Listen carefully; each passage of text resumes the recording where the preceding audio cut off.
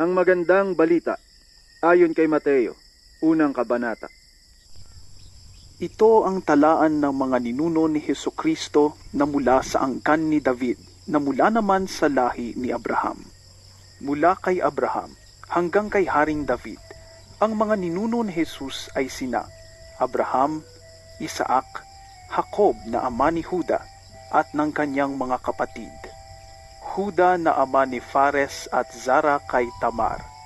Fares, Esrom, Aram, Aminadab, Naason, Salmon, Boaz na anak ni Salmon kay Rahab, Obed na anak ni Boaz kay Ruth, at Jesse na ama ni Haring David.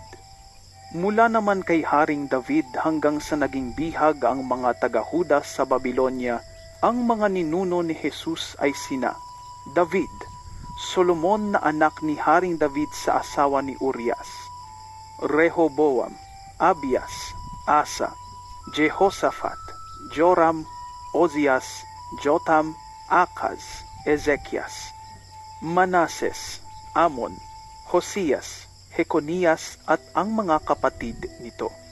At pagkatapos na sila'y maging bihag sa Babylonia hanggang sa ipanganak si Jesus, ang mga ninuno niya ay sina Hekonias, Salatiel, Zerubabel, Abiud, Eliakim, Azor, Sadok, Akim, Eliud, Eleazar, Matan, Jacob, at si Jose, na asawa ni Maria. Si Maria ang ina ni Jesus, ang tinatawag na Kristo. Sa makatuwid, may 14 na salinlahi mula kay Abraham hanggang kay David, 14 mula kay David hanggang sa pagkabihag ng mga Israelita sa Babylonia, at 14 din mula sa pagkabihag sa Babylonia hanggang kay Kristo. Ito ang naganap ng ipanganak si Hesukristo. Si Maria na kanyang ina at si Jose ay nakatakda ng magpakasal. Ngunit bago sila makasal, nagdadalang tao na si Maria sa pamamagitan ng kapangyarihan ng Espiritu Santo. Subalit dahil isang matuwid na tao si Jose na kanyang mapapangasawa at ayaw nitong malagay sa kahihiyan si Maria, binalak niyang hiwalayan si Maria ng palihim. Ngunit habang pinag-iisipan ito ni Jose, nagpakita sa kanya sa panaginip ang isang anghel ng Panginoon.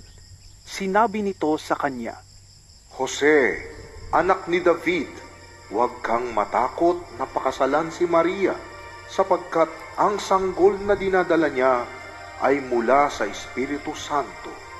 Magsisilang siya ng isang batang lalaki, at Jesus ang ipapangalan mo sa sanggol, sapagkat ililigtas niya ang kanyang bayan sa kanilang mga kasalanan. nangyari nga ang lahat ng ito upang matupad ang sinabi ng Panginoon sa pamamagitan ng propeta. Maglilihi ang isang birhen at magsisilang ng isang sanggol na lalaki at tatawagin itong Emmanuel. Ang kahulugan nito'y kasama natin ang Diyos. Nang magising si Jose, sinunod niya ang utos ng anghel ng Panginoon at pinakasalan niya si Maria.